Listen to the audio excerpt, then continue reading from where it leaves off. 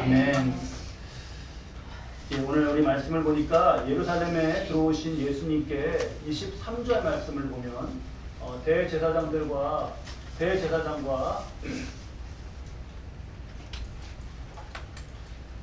23절 말씀에 대제사장들과 백성의 장로들이 이렇게 나와왔습니다. 지금 대제사장들과 백성의 장로들은 유대에서 제일 높은, 신분이 높은 그런 최고 지도자 이렇게 말할 수 있겠습니다. 최고 지도자면서 또 정치인이기도 하고 그런 것이죠. 예수님이 유대를 다니시면서 병자를 고치시고 구약 말씀의 본뜻도 가르쳐 주시고 그러다 나귀를 타고 예루살렘 성에 입성하셨죠. 사람들이 막 환호했고요. 근데 예수님 들어오셔서 성주 안에 막 그것을 깨끗하게 상을 뒤집어 엎고 그러면서 막 이러셨어요. 그러니까 이 유대에서 적어도 유대 땅에서 누가 뭘 하고 말고는 지금 이 대제사장들과 장로들의 어떤 그 허락을 받아야 되는 거잖아요. 그러니까 예수님에게 당신이 너가 지금 무슨 권위로 누가 이렇게 할 수 있는 허락을 해줬기에 이렇게 하느냐라고 묻는 겁니다. 자, 우리도 한번 생각해 보시죠. 그러면 이 질문을 옆에서 우리가 예수님 대답하시기 전에 우리가 만약에 들었다, 이 상황 가운데 있다 그러면 예수님은 지금 무슨 권위로 이렇게 하시는 걸까요?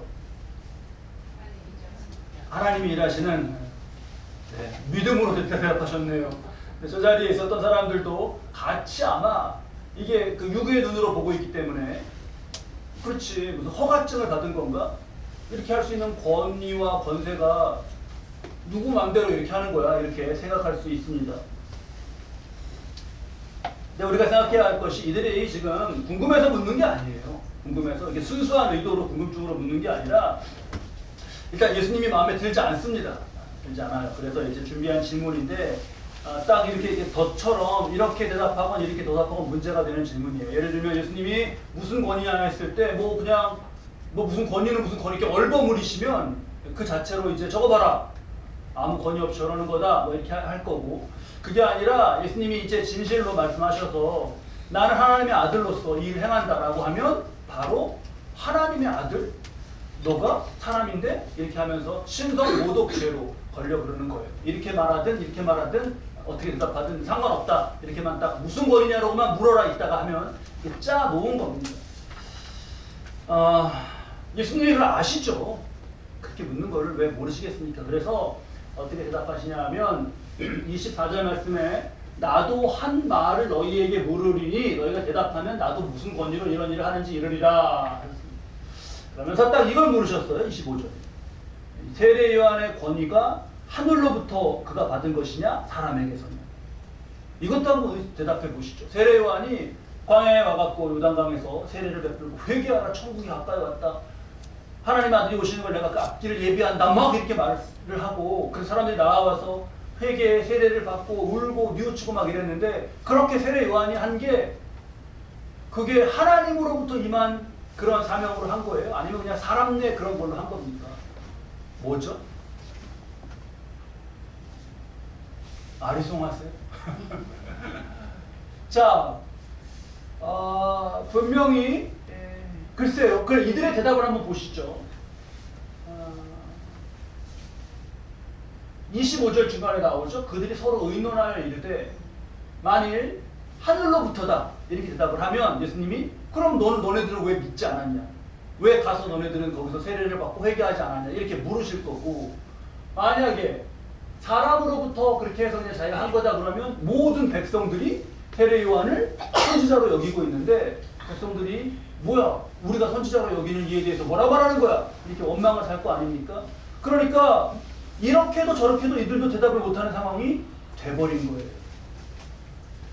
그래서 27절 말씀에 뭐라 그러냐 대답하기를 우리가 알지 못한다 모르겠다 이렇게 대답을 하는 겁니다.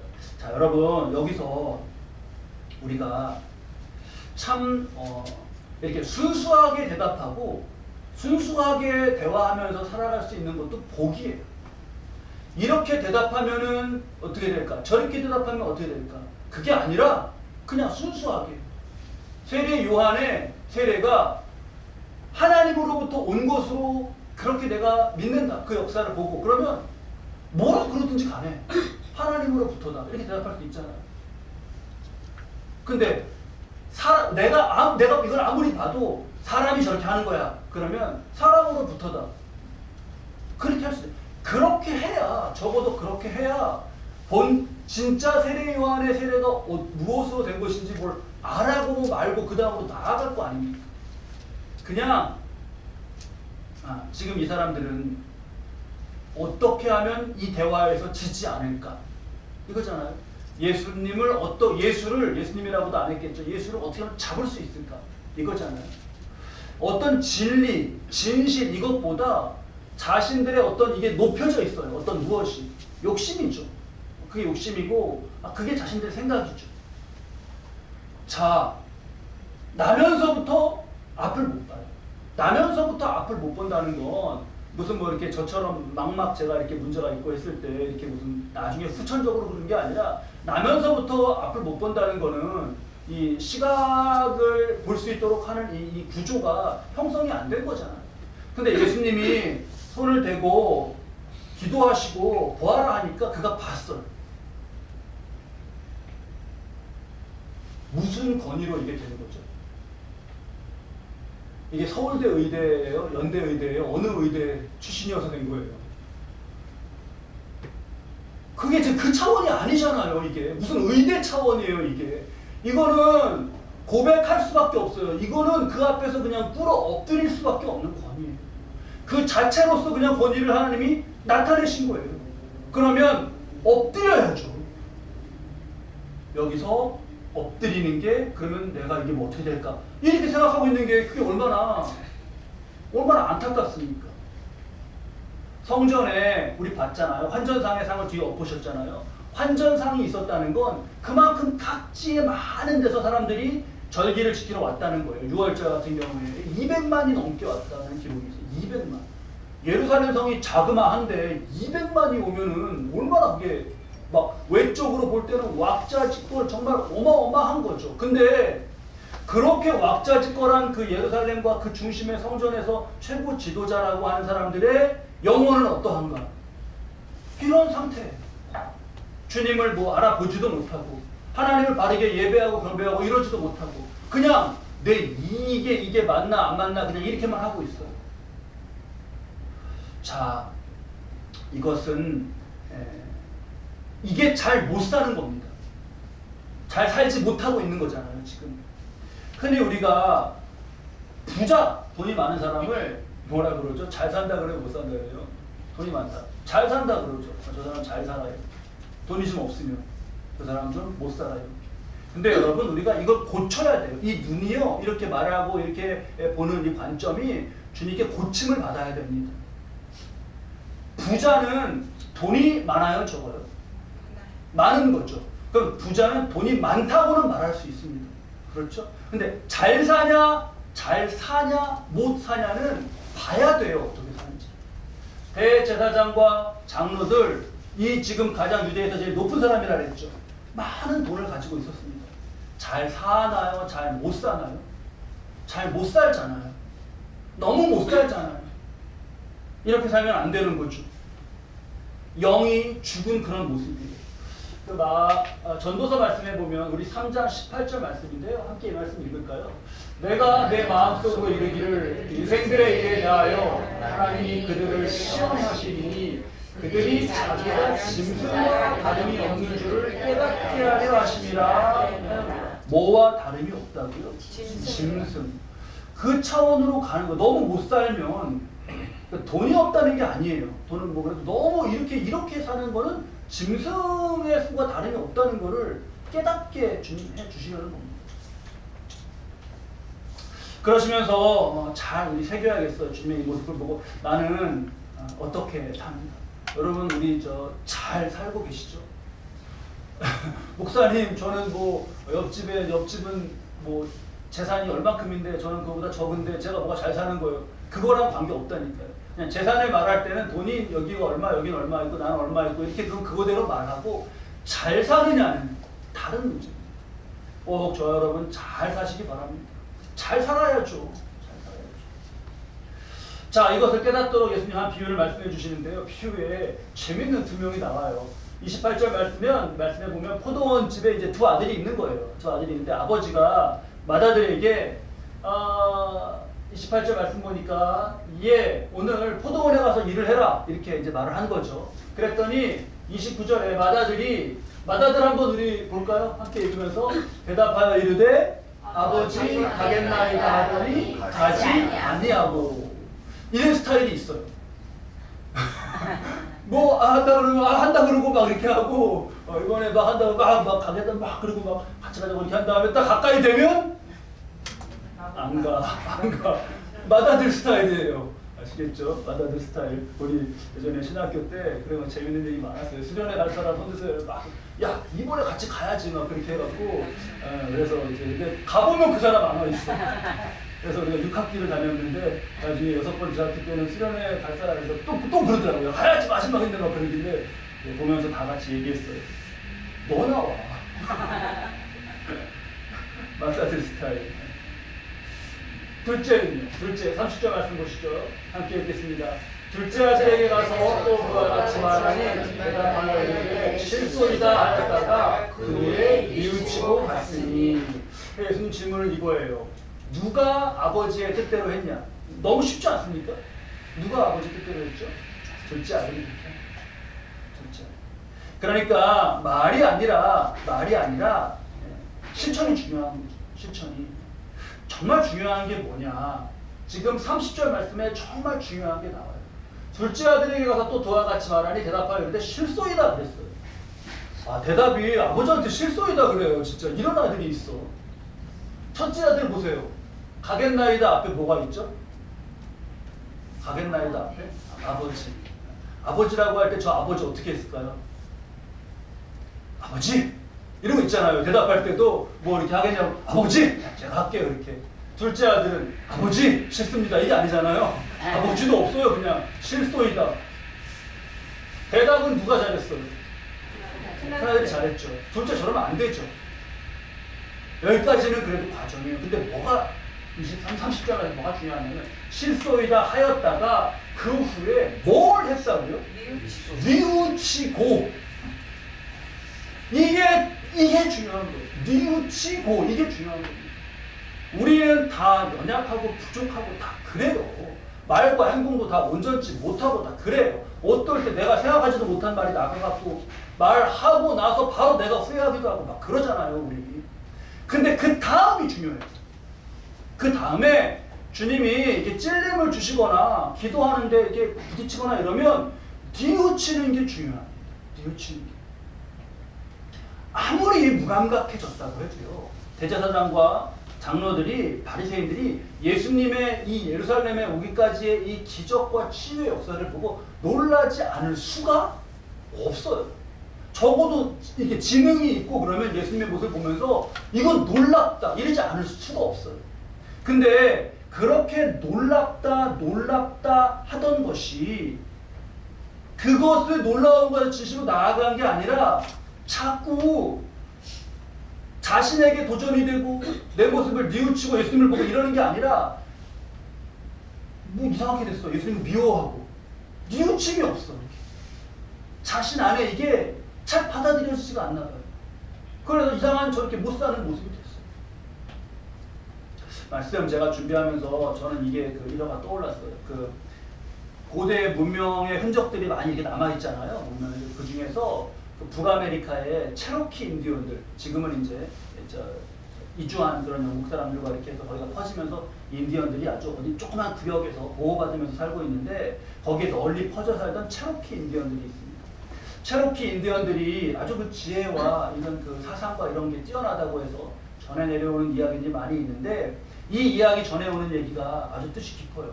아마 아시기도 하실 거예요. 한번 잘 들어보셔요. 이게 이제 할아버지가 손자를 이렇게 품에 앉혀놓고 얘기를 해주는 거예요.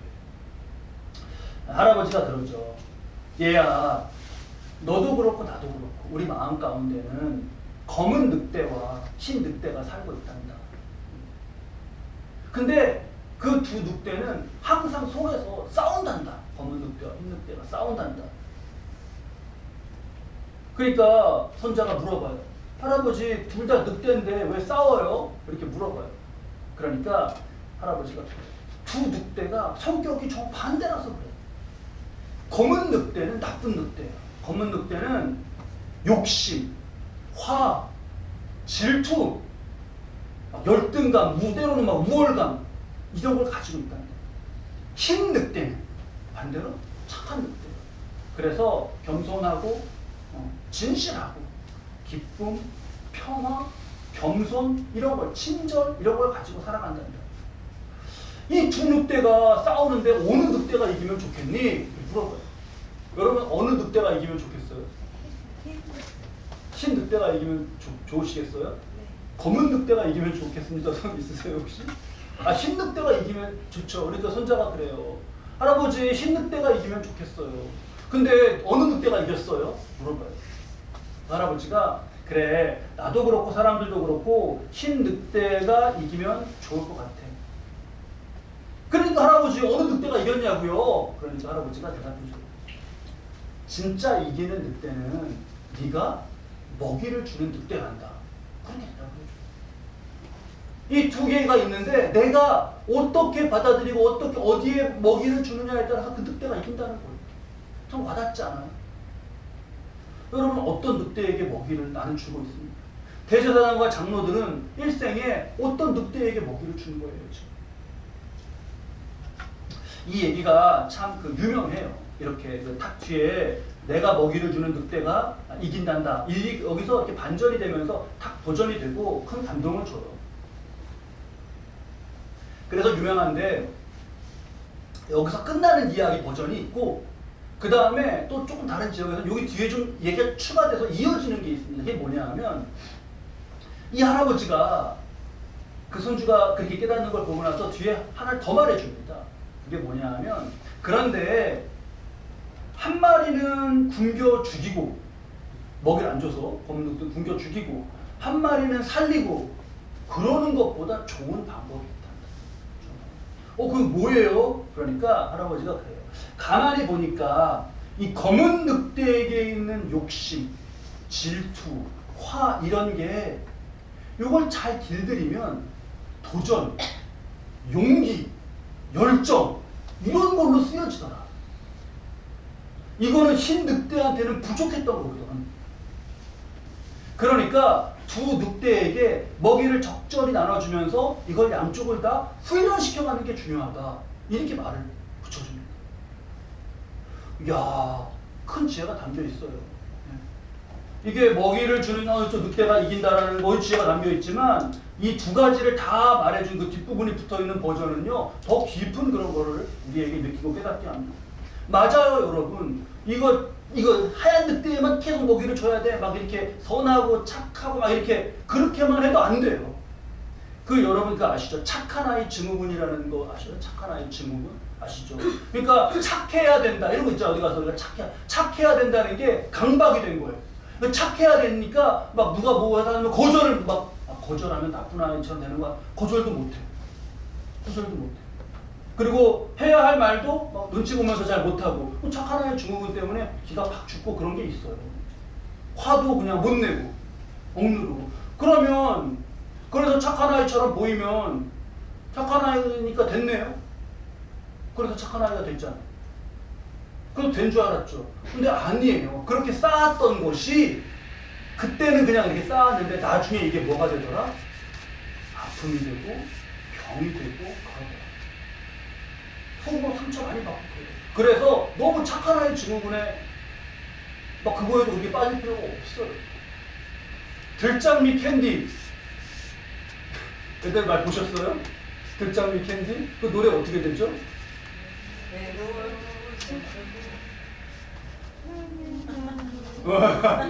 잘 아시네요. 외로워도 슬퍼도 나는 안 울어. 울지 왜 안 울어? 울면 어때요? 외롭거나 슬플 때 울면 안 돼요? 캔디 뭐라 그러는 게 아니라 그런 노래들이 뭐 문제라는 것도 아니고 하여튼 우리는 너무 이런 것에 이렇게 좀 너무 그렇게 돼 있어요. 울면 안 돼 막 그러잖아요. 떼쓰면 안 되죠. 떼쓰고 나쁘면 안 되는데 애가 울 수도 있지. 우는 아이에게는 선물을 안 줘. 야 너무 산타가 매정하지 않아요? 좀 그렇다고. 울 수 있어요. 외로움, 눈물 이런 거 부정적인 거 아닙니다. 피도 눈물도 없는 사람 좋으세요? 피도 눈물도 없는 사람. 울었어야죠. 대제사장과 장로들은요, 예수님을 보면서 눈물이 났어야 됩니다. 와, 이렇게 정말, 아니 대제사장이 그래도 모르겠어요. 제사장도 모르겠고 레위인 뭐 이렇게 모르겠지만 대제사장이면은 대제사장이 기도하면 그래도 안진뱅이가 일어나야 되는 거 아니에요? 대제사장이 기도하기는커녕 안진뱅이의 돈을 뜯어먹을 생각을 하고 그 환전 의자 바꾸는 거에서 얼마씩 벌었는지 봤잖아요. 그렇게 돈 한 거에 제일 위에서 다 그거 뒤로 이렇게 이만큼 가운 걸치고 밑으로 다 돈을 챙기고 있었던 거잖아요. 그런 게 예수님 모습을 보면서 무너져야 되지 않아요? 내가 이게 어떻게 내가 이랬나 하고. 자, 우리 잘 보겠습니다. 이 안으로 우리 안에 어떤 것이든지 간에요. 중요한 건 30절 말씀에 뉘우치고예요. 뉘우치고. 주님의 말씀을요 먹고 흰 늑대든 검은 늑대든 먹여요. 일단 주님의 말씀을. 주님의 말씀을 먹여요. 그래서 욕심으로 나타나던 내가 막 어떤 사람이 막 저 사람은 좀 이렇게 욕심이 많아 그러는 사람도 예수 제대로 믿고 은혜 제대로 받으면요 자기 욕심이 아니라 다른 것으로 행해요. 욕심이요 다 나쁜 게 아닙니다. 보셔요. 욕심하면 목사님 욕심이 나쁜 거죠. 성경에도 지금 야고보서 1장 15절 욕심이 잉태한즉 죄를 낳는다 그랬는데 어떻게 욕심이 안 나쁩니까? 그 욕심은 나쁘죠. 이때 욕심이 잉태하여 죄를 낳고의 저 욕심은 전제가 있어요. 전제가 14절 말씀이에요. 14절 말씀. 뭐가 전제인지 한번 잘 깨달으면서 함께 읽겠습니다. 오직 각 사람이 시험을 받는 것은 자기 욕심에 끌려 미혹됨이니. 욕심이 잉태한다는 것은 전제가 무슨 욕심이에요? 그게? 자기 욕심이거든요. 자기 욕심. 그거는 검은 늑대라니까요. 자기 욕심. 근데 말씀을 거기다 먹이고 주님을 배우고 주님의 임재 가운데 있고 그러면요 이게 바뀌어가요. 그래서 갈라디아서 5장 17절 말씀은 대조해서 한번 우리 말씀 읽으면서 잘 깨달으시죠. 함께 읽겠습니다. 육체의 소욕은 성령을 거스리고 성령의 소욕은 육체를 거스리나니 이 둘이 서로 대적하는 게 무슨 말이냐면 육체의 욕심, 자기 욕심이라는 이거는 성령을 거스리죠. 근데 육체의 소욕만이 아니라 성령의 뭐가 있어요? 성령의 소욕이 있어요. 성령께서 주셔서 일어나는 마음과 이런 거, 열정 이런 거, 이거는 중요하죠. 근데 이제 저 성경을 옮길 때 성령의 욕심 이러면은 욕심이란 말의 뉘앙스가 너무 부정적이니까 그냥 그렇게는 옮기지 않았어요. 이건 약간 개혁 버전이고. 그런데 우리가 보통 쓰는 말로는 비전 이런 식으로 얘기해요. 비전. 이게 욕심으로 행하는 것이 말씀을 먹고 변화되고 그러면서 이제 그는 비전의 사람이 되는 거죠. 근데 반대로 아무것도 그런 것도 없을 수가 있어요. 뭔가 사람이 이게 이 좀 흐릿흐릿한 그런 모습일 수 있어요. 그래서 검은 늑대, 흰 늑대 다 인정하고 대신에 뭐가 중요하냐? 말씀을 먹고 뉘우치는 거 항상. 그게 두 늑대를 훈련시키는 겁니다. 다른 말로 합니다. 자, 딱 대조해서 이걸로 우리 기억하시죠. 딱 대조해서 사울과 다윗이 있죠. 사울 왕이 있고 다윗 왕이 있죠. 다윗과 다울로 딱 기억하는 거예요. 사울은 검은 늑대 같으세요? 흰 늑대 같으세요? 다윗은 어느 늑대 같아요? 우리가 이렇게 생각하기가 쉬워요. 사울은 검은 늑대예요. 다윗은 흰 늑대예요. 사울이 막 다윗 잡아먹으려고 그러잖아요. 막 죽이려고 그러잖아요. 근데 하나님 살려서 이게 살죠. 요렇게 생각하기가 쉬워요. 근데 그렇지가 않아요. 사울 안에 검은 늑대가 있고 사울 안에 흰 늑대가 있게요, 없게요? 있어요. 이게 중요해요. 있다니까요. 사울한테 있었다니까요. 사울이 처음에 왕이 될 때 키가 선 사람에서 머리 하나가 더 컸어요. 근데 얼마나 겸손하던지. 이건 무슨 늑대예요? 흰 늑대죠. 근데 사울이 왕이 돼서 행해가는 가운데 어디다 먹이를 자꾸 주는 거예요? 검은 늑대한테. 그래서 나중에 뭐 하나님이 말씀하시고 아말렉을 해고 승전을 전리품을 다 이렇게 어떻게 뭐 없애라고 이런 말도 안 들려. 그냥 대제사장과 장로들하고 똑같이 됐어요. 이렇게 넓은 왕 옷 자라고 속에다가 챙기는. 처음에는 같이 있었다니까요. 다윗은 하나님의 위대한 왕입니다. 그렇죠? 다윗의 그 정말 너 후손으로 메시아가 오신 예수님이 다윗의 후손으로 온 거잖아요. 다윗은 안에 흰 늑대만 있을까요? 아니죠. 다윗의 속에도 검은 늑대가 있어요. 있어요. 다윗이 광야에서 목동하고 막 이렇게 하고 이럴 때 흰 늑대로서 그렇게 했죠. 근데 다윗에게 이 검은 늑대가 확 나왔던 게 언제죠? 밧세바 사건 때. 밧세바 사건 때. 밧세바를 범하죠. 그래. 뭐, 실수? 인간이기에 우리가 그런 실수 있을 수 있다. 그렇게 생각할 수 있어요. 근데 실수가 있을 수 있죠. 근데 이게 실수에서 너무 검은 늑대가 너무 거칠어지는 게 다윗을 밧세바를 범했는데 임신이 됐어요. 그거 어떻게 하려고 그래요? 그러니까 임신된 걸 전장에 나가 있는 남편 우리아를 휴가를 이렇게 오게 해갖고 술을 잔뜩 모여갖고 집으로 보내죠. 그 동침하게 해갖고 가진 애가 그럼 누구 애가 되는 것처럼 하려고 그런 거예요? 우리아의 아이가 되려. 이건 너무 검은 늑대지.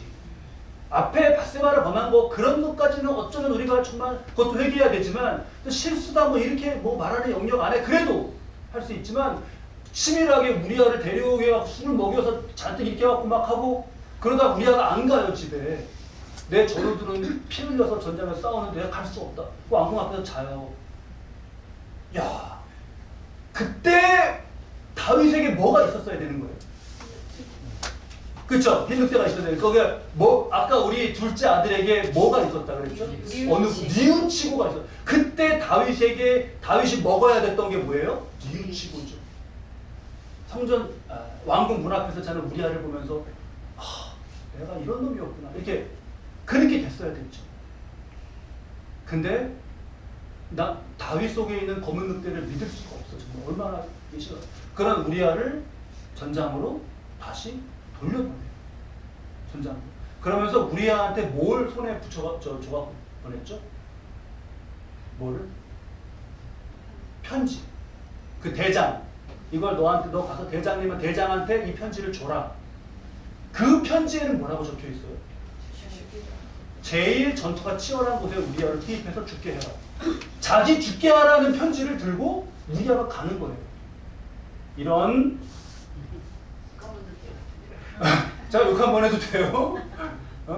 이런 시커먼 늑대, 우리는 늑대를 안 하고 여기서 개가 나오는데 보통은 그렇잖아요. 그럴 수 없잖아요. 그랬다니까요. 다윗도 검은 늑대, 흰 늑대. 근데 그렇게 하고 나서 아무도 모르고 세상도 모르고 우리아는 죽었고 전쟁을 이겼고 됐죠. 이제 모든 게 다 덮어진 줄 알았죠. 누가 알아요? 근데 이걸 하나님이 아시죠. 나단 선지자를 보내잖아요. 나단 선지자가 다윗 면전에서 다윗이 한 짓에 대해서 딱 지적했어요. 그때 다윗을 통해서 하나님이 주시는 말씀을 먹느냐 마느냐예요. 이제 이게 다윗 인생에 딱 걸린 거예요. 지금 여기서 어떻게 하면 살아요? 이 말씀을 먹고 뉘우치면서 사는 거고, 안 먹으면 지도 뭐 되는 거예요? 사울 되는 거죠. 그 순간이 다윗 앞에 0점 몇 초로 어떻게 뜰지 모르겠어요. 나단이 와갖고 얘기하고 막 놀래갖고 막 지금 막 얘가 어떻게 할지 막 이렇게 꼭 우리도 그런 감정과 생각을 느끼는 짧은 찰나와 같은 순간인데, 그때 다윗은 그 말씀을 먹습니다. 그리고 삼킵니다. 검은 늑대에게 먹여갖고 검은 늑대를 죽입니다. 그리고 엎어지죠. 통렬하게 회개하잖아요. 그래가지고 통렬하게 회개하잖아요. 다윗이. 그게 다른 거예요. 사울하고 다윗은 별로 크게 다른 게 없어요. 기능적으로 싸움? 둘이 그냥 1대1로 UFC 그런 복싱으로 붙였다면 사울이 이길걸요. 키도 훨씬 크고.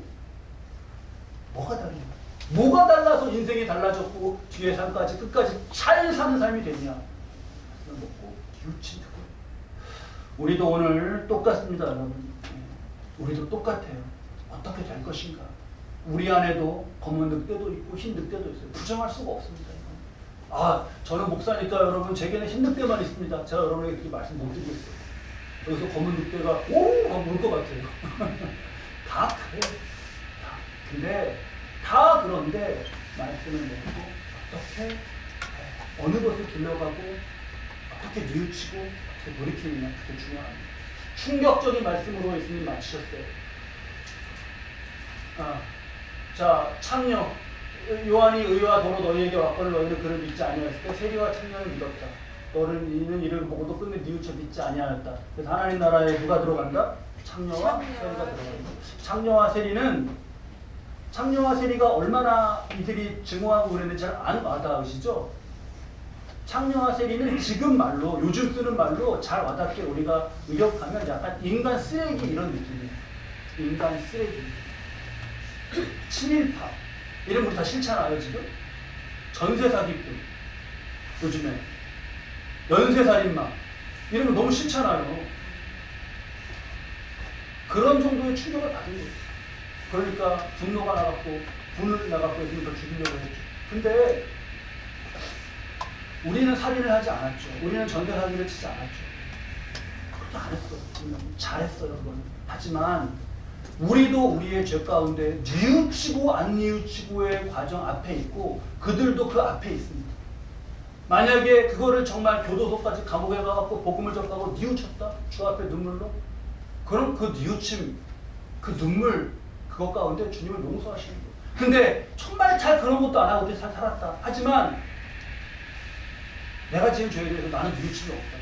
그러면 아까 대제사장과 장로들처럼 조금씩 이렇게 자라가는 거죠. 꼭 이 말씀 새깁니다. 자, 먼 날 돌아보면 아까 전도서 말씀에 짐승과 같은 것을 깨닫게 하시려고 말씀 주셨는데 결국 말씀 못 먹고 깨닫지 못하고 갔던 대제사장과 장로들 결국 그럼 짐승과 같다는 걸로 그냥 가는 건데 부디 우리는 그러한 길로 가지 아니하고 포도원집의 둘째 아들처럼 잘 말씀 먹고 하면서 뉘우치는 건 뉘우치고 하면서 잘 사는 오늘의 복입니다. 말씀을 잘 새겼을 때 우리가 잘 살게 돼요. 잘 사는 그런 저와 여러분 되시기를 그러면서 주님의 하나님 나라를 기뻐 맞으시는 복된 삶 되시기를 주님의 이름으로 축원합니다.